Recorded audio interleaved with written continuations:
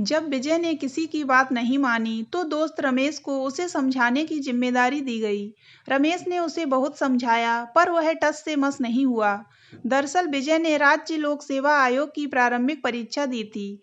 उसका नतीजा अभी एक दिन पहले आया था। इस परीक्षा में वह कामयाब रहा था।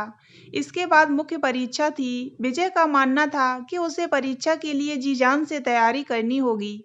अगर वह उसमें कामयाब रहा तो इंटरव्यू में उसे कामयाबी पाने का पूरा यकीन था। इस तरह विजय डिप्टी कलेक्टर बन सकता था। इतने बड़े पद पर पहुंचने का यह मौका वह खोना नहीं चाहता था।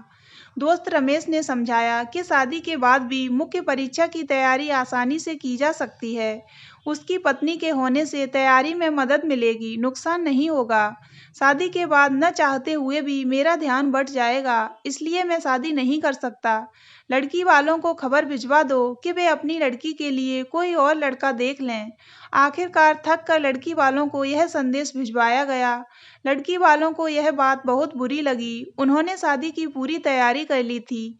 अब तक बहुत सारे रुपए खर्च हो चुके थे। लड़की के पिता ने कहा, ठीक है, पर जो नुकसान हुआ है उसकी भरपाई लड़के वालों को करनी होगी। लड़की ने जब यह सुना तो उसने कहा, लड़के वालों से नुकसान की भरपाई कराइए और मुझे भी कुछ दिनों के लिए यूं ही छोड़ दीजिए। विजय के परिवार वालों को लड़की वालों के खर्च में हुए नुकसान की भरपाई करनी पड़ी। इस शादी से छुटकारा पाकर विजय ने जी जान से परीक्षा की तैयारी की, पर उसे कामयाबी नहीं मिली। उसी समय प्राथमिक विद्यालयों के शिक्षकों की भर्ती शुरू हुई। हालांकि यह नियमित नौकरी नहीं थी और तनख्वाह बहुत ही कम थी, पर खर्च चलाने के लिए विजय ने इस नौकरी के लिए आवेदन किया। उसका चयन पास के ही प्रखंड के ही एक प्राथमिक विद्यालय में हो गया। विजय को विद्यालय की वह नौकरी करते हुए तकरीबन 1.5 साल बीत गए। इस बीच उसने फिर से राज्य लोक सेवा आयोग की परीक्षा का इश्तेहार देखा। ओबीसी का आरक्षण भी था, उसने भी इसके लिए आवेदन कर दिया। पिछली बार विजय परीक्षा में नाकाम रहा था, इसलिए इस बार वह अच्छी तरह तैयारी करना चाहता था। तभी विजय को उसके साथी शिक्षकों ने बताया कि उसी प्रखंड की बीडीओ यानी प्रखंड विकास पदाधिकारी, जो एक औरत हैं, उनका चयन पिछली बार के राज्य लोक सेवा आयोग की परीक्षा में हुआ था। अगर वह चाहे तो उनसे परीक्षा से संबंधित टिप्स ले सकता है। वे ऐसी पदाधिकारी हैं जो सबकी मदद करती हैं। वे परीक्षा की तैयारी से संबंधित उचित सलाह भी देती हैं। राज्य लोक सेवा आयोग के नियमों के मुताबिक विजय इस बार की परीक्षा के बाद कभी बैठ नहीं सकता था, क्योंकि अगली बार से उसकी उम्र इस परीक्षा के लिए ज़्यादा हो जाएगी। इसलिए वह परीक्षा की तैयारी में कोई कसर नहीं छोड़ना चाहता था। अपने साथी शिक्षकों की सलाह मानकर वह वीडियो से मिलने पहुंचा। वीडियो के चैम्बर के बाहर नेम प्लेट को देखकर उसे विश्वास नहीं हुआ। विनीता कुमारी, कहीं यह वही तो नहीं जिससे मेरी शादी होने वाली थी। यह भी राज्य लोक सेवा आयोग की परीक्षा में बैठने वाली थी। इसके रिजल्ट के बारे में तो मुझे पता भी नहीं चला था। हो सकता है कि यह कोई और हो। इसी तरह सोचते हुए वह चैम्बर में दाखिल होने लगा और बोला, क्या मैं अंदर आ सकता हूँ मैडम? हाँ आइए, अंदर से आवाज़ आई। विजय ने देखा वह विनीता ही थी। दोनों एक दूसरे को देखकर थोड़ी देर के लिए ठिठके। फिर विनीता ने ही हालात को संभालते हुए पूछा, बैठिए, यहाँ कैसे आना हुआ? विनीता को यहाँ देखकर विजय की हालत काटो तो खून नहीं जैसी हो गई थी। उसे कुछ बोलते नहीं बन रहा था। उसने हड़बड़ाते हुए कहा, मैं प्रखंड शिक्षा पदाधिकारी से मिलने आया था, तो सोचा कि नए प्रखंड विकास पदाधिकारी से भी मिल लूं। यहाँ पर देखा कि आप हैं। क्या मुझे देखकर आपको अच्छा नहीं लगा? विनीता ने जानबूझकर पूछा। नहीं, ऐसा नहीं है। वैसे आपका शुक्रिया। अगर आपने शादी के लिए मना नहीं किया होता तो मैं भी शायद अपनी शादीशुदा जिंदगी में रम जाती और इस मुकाम को हासिल नहीं कर पाती। आपके मना करने के बाद मैंने अपना ध्यान और समय लोक सेवा आयोग की मुख्य परीक्षा में लगाया और मुझे उसमें कामयाबी मिली। इस कामयाबी के बाद मेरा आत्मविश्वास बढ़ा और इंटरव्यू में भी कामयाबी के बाद मेरा चयन इस पद के लिए हो गया। आप भी मुख्य परीक्षा की तैयारी कर रहे थे, क्या हुआ आपका? मुझे कामयाबी नहीं मिली। उसके बाद मैंने प्राथमिक शिक्षक भर्ती के लिए आवेदन किया, जिसमें मेरा चयन हो गया और अब मैं इसी प्रखंड के प्राथमिक विद्यालय में शिक्षक हूँ। विजय ने कहा, अच्छी बात है। कोई भी पद या काम छोटा या बड़ा नहीं होता। वैसे मेरे लायक कोई सेवा हो तो बताइएगा। हाल ही में फिर से लोक सेवा आयोग की सिविल सेवा परीक्षा के लिए इश्तेहार निकला है। क्या आपने फॉर्म भरा है? विनीता ने बात को आगे बढ़ाते हुए कहा। हाँ, पर शिक्षक के रूप में नियमित रूप से काम करते हुए इसकी तैयारी करना बड़ा मुश्किल होगा। अगले महीने प्रारंभिक परीक्षा है। इस परीक्षा में तो आसानी से कामयाबी मिल जाएगी, पर उसके तकरीबन 2 महीने बाद मुख्य परीक्षा होगी।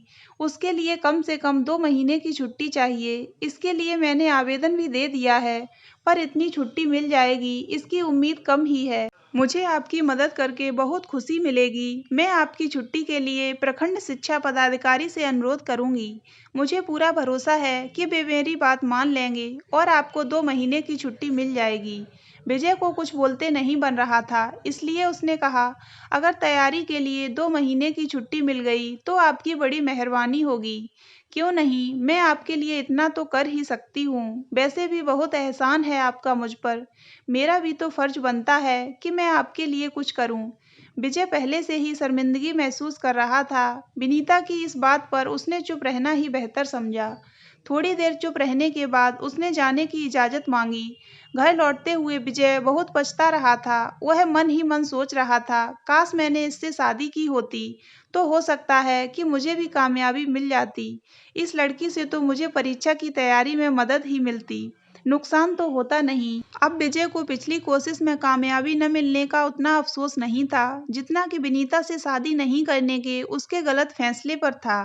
पर अब बहुत देर हो चुकी थी। अब आखिरी कोशिश में उसे किसी भी कीमत पर कामयाबी हासिल करनी है।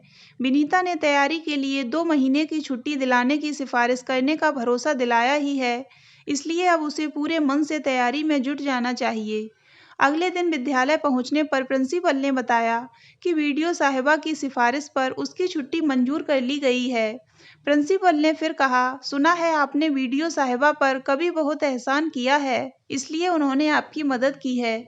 आखिर क्या एहसान किया है आपने, जरा हमें भी बताइए।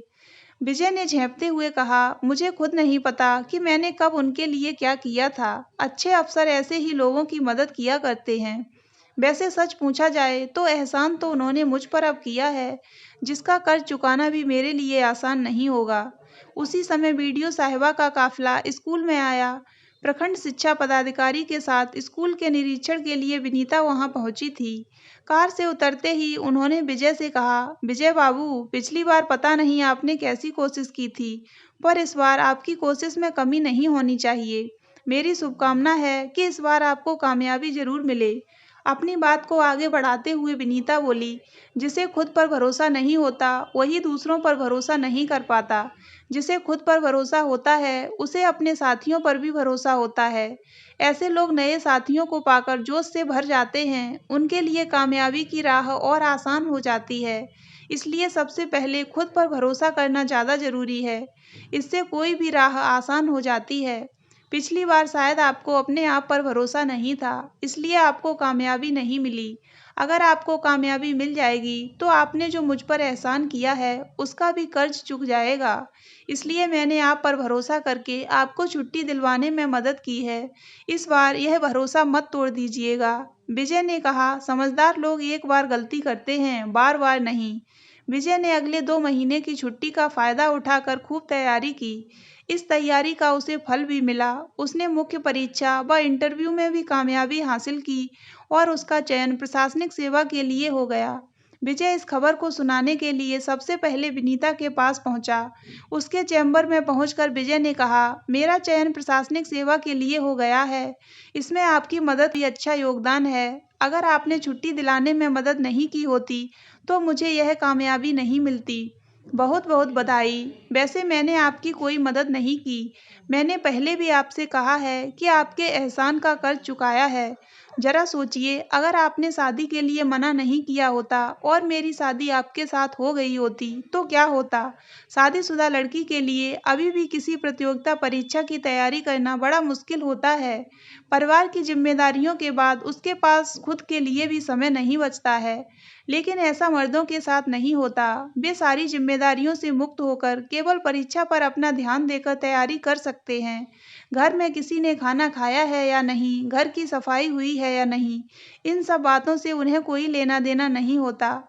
इस तरह की जिम्मेदारियां औरतों को उठानी पड़ती हैं और मेरी शादी हो गई होती तो शायद मुझे भी तैयारी के लिए कम समय मिलता और मैं आज इस पद पर नहीं पहुंच पाती। इसलिए मुझे लगा था कि जो हुआ अच्छा ही हुआ और आपके द्वारा शादी के लिए मना करने को मैंने आपका मुझ पर एक एहसान ही माना। अब आपको कामयाबी मिल चुकी है, अब मुझे भी सुकून मिला। विजय बोला, ऐसा मत कहिए, मैंने जो गलती की थी उसे अब मैं सुधारना चाहता हूँ। अगर आपको बुरा न लगे तो मुझसे शादी कर मेरी पिछली गलती को सुधारने का मौका देने की कृपा करें। नहीं, कभी नहीं, विनीता ने रूखे लहजे में जवाब दिया। आपने कैसे सोच लिया कि मैं आपसे शादी करने के लिए तैयार हो जाऊंगी? आपको याद होगा कि सगाई के बाद आपने शादी के लिए मना किया था। एक बार जिसने मना किया था, उसी के साथ शादी करके मैं अपने स्वाभिमान के साथ खिलवाड़ नहीं कर सकती। आपके एहसान का कर्ज चुका दिया, अब आप जा सकते हैं। विजय चुपचाप नजरें झुकाए विनीता के चैम्बर से बाहर निकल गया। उसे यह उम्मीद नहीं थी कि कामयाबी हासिल करने के बाद भी इस तरह से उसे धुतकार दिया जाएगा। उसके लिए यह किसी सजा से कम नहीं था।